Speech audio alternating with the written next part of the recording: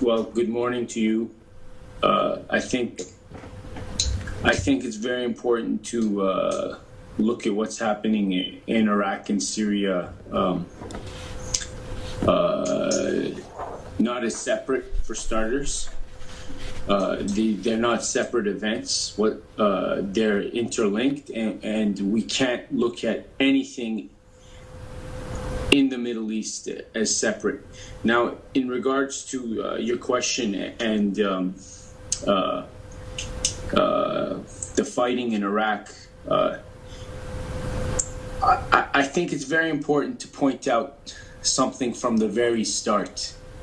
Not only about the countries involved, but about the organizations or the people fighting on the ground. I might be jumping from something into this, but I think it's very important to first frame this within frame this in a way where we don't look at things as extremists, because some people look at this as this is totally controlled by the United States and Israel, and it's 100% them. And that is very structural. That's a problem. Those people think in structural terms. They see everything structured. They don't see agency, which is human independence. And then there's people who just see agency. They see, okay, this is all the individuals. It has nothing to do with structures. There's no conspiracy. And that's also extreme. It does not look at the structures that exist. It doesn't look at the plans that exist. It doesn't look at objectives. It doesn't look at a historical process. So these are two separate things, and they're two different ways or paradigms of looking at the world. One is the agency, one is the structure. And the people who look at this, they're both extremists in their own right, in their own ways. And those are false dichotomies. They're false dichotomies, false dualisms. There's agency and structure, and they exist together. So the United States and Israel have been pushing for this. They've been pushing for sectarianism in the entire Middle East, because their belief is that we have to get Muslims to fight Christians, and then we have to get the Muslims to fight each other, and we have to get the Arabs to fight the Kurds, and the Kurds to fight the Persians, and the Iranians to fight the Turks, and the Turks to fight the Iranians and the Arabs. So, I mean, those are important things we can't forget. This doesn't mean that in Iraq, what is called ISIS, or English, the Islamic State in Iraq and Syria, this doesn't mean that people aren't fighting the government that aren't good. There are good people. I don't want to use the word good. There are people that are against the government right now that are fighting against the federal government, okay? And these people are not related to ISIS at all. They have legitimate complaints. There are legitimate grievances in Iraq against the federal government. There's corruption in Iraq. There's malfeasance and a bad form of governance. I mean, this government was democratically elected. Don't get me wrong. It was democratically elected, but it's still it's not popular with everybody in Iraq, and that sadly is a truth. But there's people who are using this now to legitimize what's happening in Iraq. They're trying to make Maliki look like an ultra-sectarian, that he represents only the Shiites. And maybe there is a bias for the Shiites. I'm not challenging that. But the fact that people who are referring to this in this Sunni Shiite prism, I think that they're actually constructing what the U.S. and Israel want. I mean, to call ISIS a Sunni organization is, I think it's counterproductive, and I don't think it actually recognizes the fact that a lot of Muslims and Iraqis see them as not being Muslim or Sunni, for that matter. They don't even see them as Muslims, so how can they be Sunnis? And to call the Iraqi government Shiite, I think that's not reflective at all. Because if you look at the cabinet, there's more Sunnis in the cabinet than there are Shiites. That doesn't mean that people in Iraq have not been disenfranchised. There are people in Iraq that have been disenfranchised, but it's not because they're Sunni. It's not because they're Sunni. There are Shiites and Sunnis that have been disenfranchised in Iraq because of bad governance and weak governance. And I think it's important to point out that the United States has done everything it can to keep Iraq a weak and divided country. And it is a weak and divided country. If you look at the north, it's independent, basically. Kurdistan regional government has its own parliament, it has its own passports, it has its own flag, it has its own military and security forces, the Peshmerga. It's signing its own oil contracts. The Turks with Turkey and foreign countries. It has relations with the Israelis. It has separate foreign relations. It has its own president and prime minister. So Iraq has been divided. What I would call soft Balkanization. This soft Balkanization is through federalization. That's why the government that I'm criticizing right now is the federal government in Baghdad. But I want to make it clear that my criticism doesn't give any legitimacy to the forces that are fighting in Iraq or trying to overthrow the government, the ones from Syria, the foreign-supported ones. There are also Iraqis that are against the government. But once again, I have to emphasize, when people start saying that the Sunnis have been disenfranchised and the Shiites have taken over, this really plays into the constructs the United States and Israel want. I think that's very important that we be aware of this. The Americans and the Israelis are playing a very dirty game. They're talking openly about cooperating with Iran. The U.S. has said we're going to cooperate with Iran and Iraq, but I think that's actually hiding. That's hiding what the Americans are actually doing. It's supporting the fighting in Iraq. You have to remember that the U.S. was not happy with the April 2014 elections in Iraq, the parliamentary elections. It was supporting different factions, and this is basically a form of regime change. They're not happy with Iraq because, look, Iraq's foreign policy, even though Maliki has been called the man in the middle, I remember when he became prime minister, he was being referred to as the man in the middle because he has to balance Iran, Tehran, and the United States and Washington. So he's the man in the middle, balancing between these two powers and not trying to upset either one. So this man in the middle has made concessions to the U.S. Yes, that's correct, but he still has played a balancing act where he's also not a U.S. puppet. We have. This is where I started this discussion by talking about agency and structure. Let's look at agency and structure. They give way to contingency. Incidents, things we don't see, like historical outcomes are rarely determined by some set of antecedents or structural processes. They actually, if you look at wars, a lot of contingent accidents are involved. Things change. That's where structure and agency work together. Like in Afghanistan, Hamid Karzai was a puppet. Everybody knows he was a puppet. But now the puppet in Afghanistan, he's actually upsetting the United States because that puppet has his own interests. He has his own interests. And in Iraq, it's the same thing. You had group Maliki and them, they worked with the United States, but once they came into power, they had their own interests. And of course, the U.S. is a player in Iraq, just like Iran. So they try to balance the two. And that's why his foreign policy has been independent. If you look at his foreign policy, you'll see Iraq refused to be involved in the war and siege against Syria. So Iraq wasn't involved. If you look at how its position was in the UN or the Arab League, you're going to see it wasn't the same position as the US or Saudi Arabia. And Iraq it's shifted its weapons from being purchased from the United States to Russia.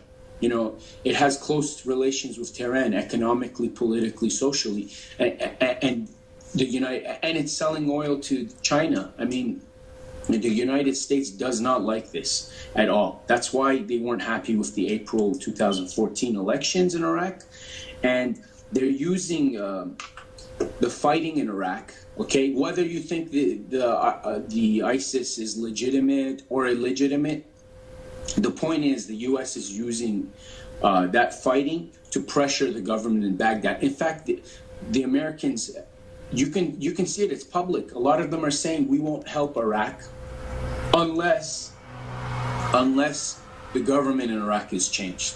So what does that say about the U.S. interests? Why they're involved? And they haven't. No real support has gone to Iraq yet. In fact, the U.S. has an intelligence unit in Iraq, and now it's public that they refused to even share any information on ISIS with Baghdad before this, and they knew they were coming to Baghdad. They refused to say anything. And in fact, there's a lot of Iraqis who are saying we should cut ties with the United States at both the official level and formally. This is being stated that the United States, we should cut ties with them. The United States is one of the parties involved in this alongside Saudi Arabia. The United States is saying it's cooperating with Iran, but the Iranian military and Iranian officials are saying we have no cooperation. I think there's been talks, but I think the U.S. is deliberately trying to exaggerate cooperation with Iran in Iraq to create more sectarianism, to make this look like it is a real Shiite-Sunni divide. This is what the United States want.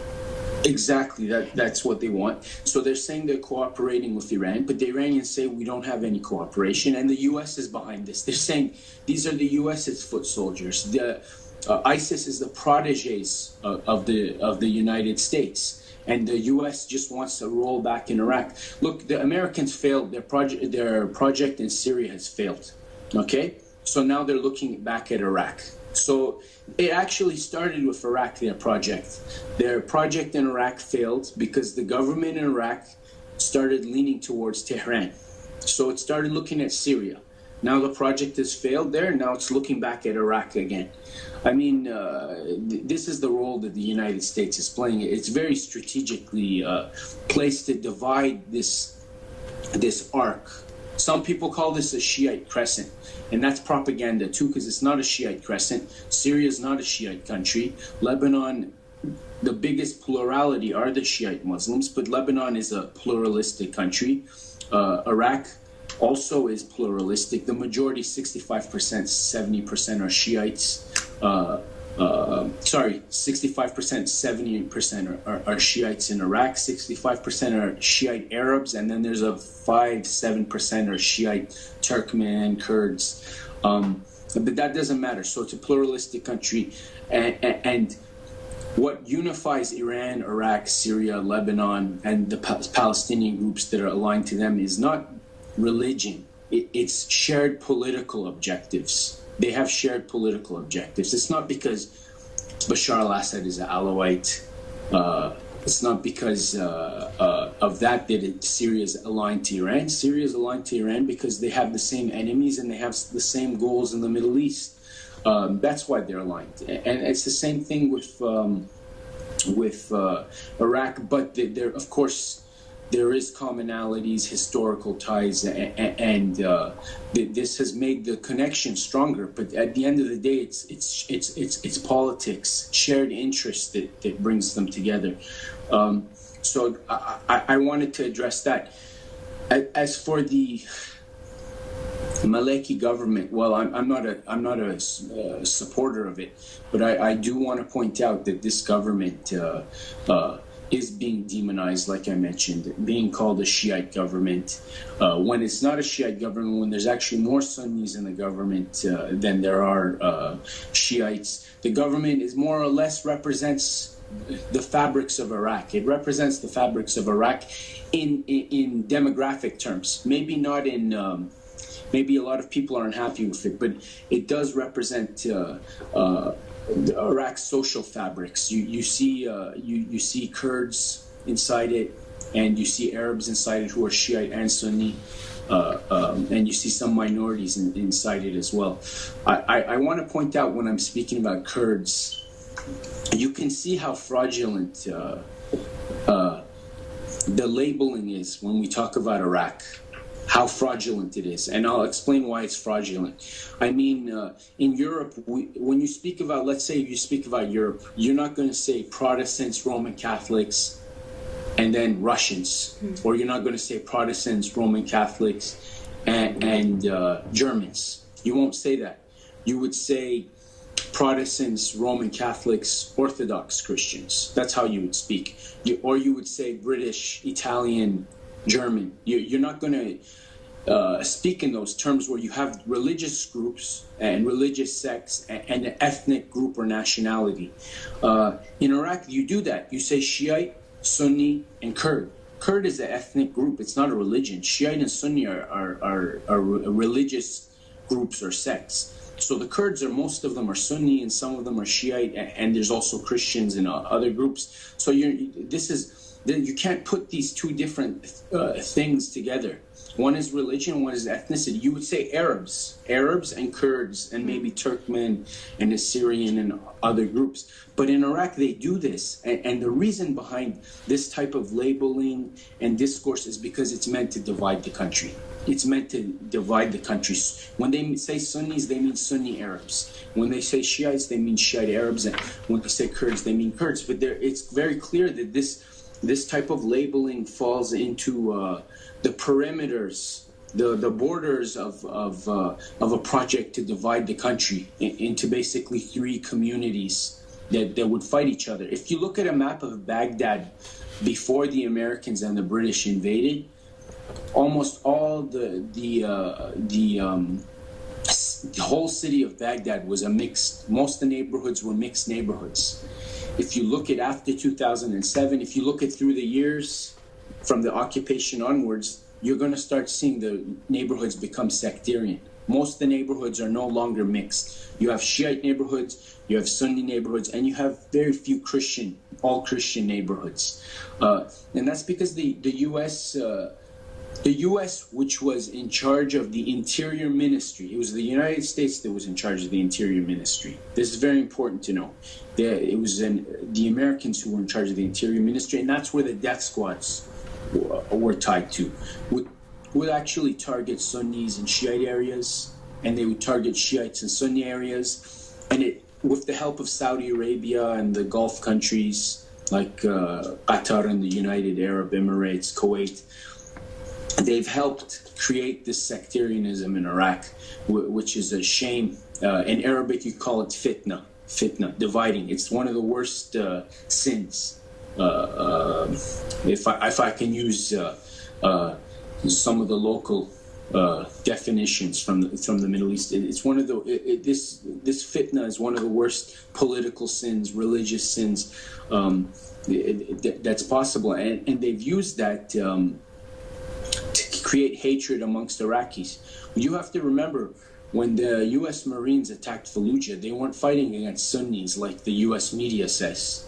They were fighting against Iraqis. They were Iraqis, and some of them were Shiites and some of them were Sunnis, and same thing in the south. So there was a united resistance. It wasn't a Shiites here and Sunnis there. They were all Iraqis under one roof. So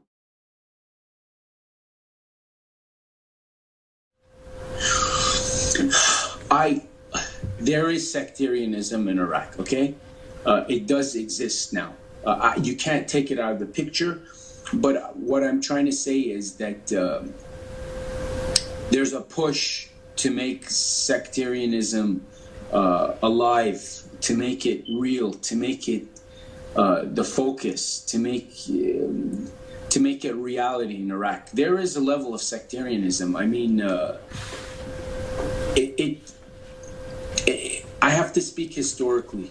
When Saddam Hussein was in charge of Iraq, when he was president and the Ba'ath were in charge, they weren't sectarian either. It wasn't Sunnis were ruling Shiites. I mean, there was a problem with the clergy in Iraq, okay? The Shiite clergy always had a lot of influence, and there was repression against the Shiite clergy.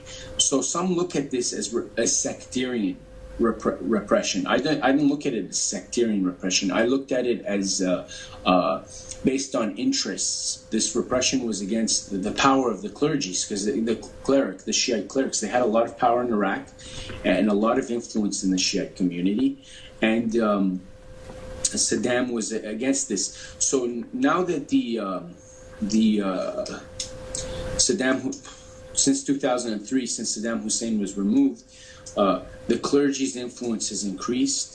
Najaf, Karbala, these Shiite cities in Iraq, where Shiites go to pay religious pilgrimage, go to there for religious. Their influence is increased in the country. You know, everybody listens now to Ayatollah Ali al-Sistani, and this has made certain strata, certain members of Iraq society feel that the Shiite influence has grown. Some feel disenfranchised, but this is not a deliberate thing where the government has tried to disenfranchise Sunnis or Shiites. It's an issue of power. It's an issue of class. There are Shiites and Sunnis that are upset at the government. The communities are increasingly suspicious of one another. I mean, the sectarianism is increasing. That's what I can say. Okay. Sectarianism is increasing in Iraq, much more than Syria. Now, the U.S. strategy. Your point of view is that? My point of view is the U.S. Strategy is more or less the same as it was in the beginning. I mean, things have changed, but it wants divisions. It's not a new strategy. I mean, it's the best strategy, is to keep the natives. It's a colonial strategy. You keep the natives divided, and you're the arbitrator of power. I mean, this isn't new. I think it's important that we keep what I said. That key word is, there's one word, contingency, in mind. Contingency means accidents. Nothing goes exactly as planned. I mean, there's no outcome that we can all look at from this. Okay. So the ISIL or ISIS, whatever you want to call it, the U.S. has supported them from the beginning. You know, it's helped train, fund, nurtured them. Let's say it's nurtured them, like incubated them. But they're not under full U.S. control. I mean, you have young people now who are upset with the government. Some of them are rebelling. And we have to keep contingency in mind. No one knows where this is going to go.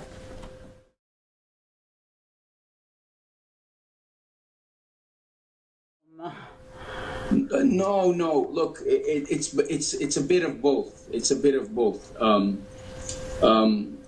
Ils n'ont pas créé Daesh comme le disent certains. It's helped nurture it. Look, if we look at the how these organizations were made in Syria and Iraq, it started in Iraq. What happened is the U.S. helped, and the Saudis brought Al-Qaeda into Iraq, and some of the Sunni fighters or tribes were fighting against them. They were called Awakening. The name for them was Awakening militias, okay? The U.S. started paying them, okay? Started paying their salaries. This is admitted by the United States, it's actually in the U.S. media from years ago. I mean, a lot of people forget these things, but the U.S. started paying their salaries. The Awakening militias. And this was part of the genealogy of these groups. And then you can start looking in Lebanon. Okay, what happened in Lebanon after 2006? After 2006, the Israelis failed to defeat Hezbollah. And because they failed to defeat Hezbollah, to help March 14th and Hariri, the U.S. saw that it needed to use sectarianism as a new strategy. So it started supporting either directly or via proxies these type of groups. So speaking about Lebanon, Fatah al-Islam was created. Fatah al-Islam. Seymour Hersh, he reported that the Hariri family is bringing extremists into the country. And Lebanon's government, the prime minister, Fouad Siniora, who's a servant of Hariri family, he's part of the March 14th. Mm-hmm. He used to be bank. He actually said, he was angry. He said Seymour Hersh is lying, this isn't true. But then months later, Fatah al-Islam attacked the Lebanese army in the Palestinian camp, from the Palestinian camp in Tripoli. And everybody knows about the fighting. And then Seymour Hersh it was proven that he was telling the truth. And he calls this the redirection. Actually, the U.S. government called this the redirection. They said, look, our strategies have failed against Iran, Syria, Hezbollah, the Palestinians. We need a redirection. And the redirection is we make Sunnis fight Shiites. And they started supporting groups like Fatah al-Islam. And a lot of those people that helped Fatah al-Islam or fought with it actually ended up fighting in Syria. They ended up going to Syria. Some of them even escaped Lebanese prisons. No one knows exactly how they escaped the Lebanese prisons. I remember the reports, I was reading them from Libya. They escaped and they ended up going to Syria. Or trying to go to Syria.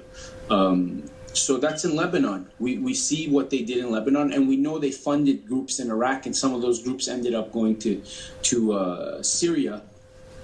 And now they're looking at Iraq again, and their influence is growing. So of course the United States is involved. The level is something we can debate about. I don't want to say that it's totally under U.S. control, but I don't want to say they're autonomous.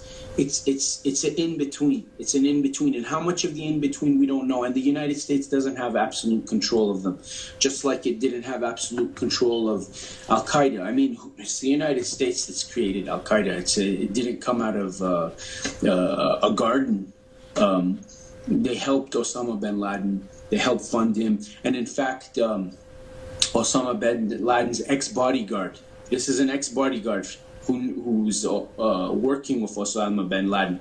Nabil Naim Abdel Fattah, who served in Egypt. He says very frankly, the Americans were using us. They controlled us. They used us. He doesn't say we were total slaves, but he says the Americans did. They funded us. They were sending us to hospitals in Europe when we were hurt. They encouraged us. Where do you think our arms came from?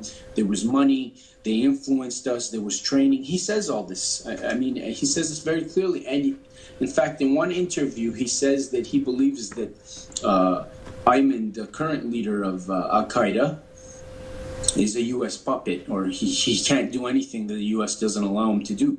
And he's even said that he's very sure that the leader of al-Nusra in Syria is a CIA agent or tied to the CIA. But so often we cannot prove. We can't prove. You're right. But I would still listen to someone like this who was in Al-Qaeda, who makes these statements. You have to be careful, and we have to listen to these things critically. But to say that the U.S. has no control or no influence or there's no U.S. intelligence involved is actually, it's not looking at a lot of important facts we should look at. For example, there was the Phoenix jihadist. I don't remember his name right now. Someone called the Phoenix jihadist, okay? This is an ex-American soldier who went to fight in Syria. and he was caught because they made tapes of him fighting in Syria, okay, with the insurgents. And he was arrested when he went back to the United States. But his father who talked to him, who knows his son, who his son said, I'm going to Syria, has said that before my son went, he said he's working for the CIA. Very strong. This you can't deny it. He said that the CIA sent my son there, and he was working for the CIA. I mean, so we can't ignore these things, but we can't say this is 100% CIA. We can't say that this is that is again.